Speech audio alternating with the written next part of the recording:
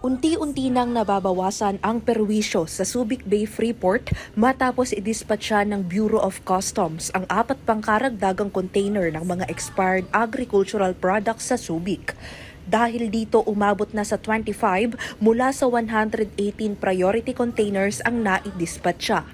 Ayon sa pahayag ng Bureau of Customs Port of Subic, ang mga overstaying containers na ito ay naglalaman ng mga seized at abandoned na assorted agricultural at processed products mula pa noong mga nakaraang taon.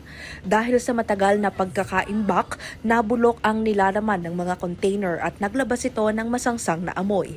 Bukod sa perwisyo sa amoy ay nagdulot din ito ng matinding banta sa kalusugan at kalikasan sa loob ng Freeport. Dahil dito nagprotesta ang mga locators at humiling na tanggalin agad ang mga container para sa kaligtasan ng lahat. Gayunpaman ipinaliwanag ng pamunuan ng Freeport na hindi pwedeng madaliin ang proseso ng pagtatapon ng mga natitirang containers.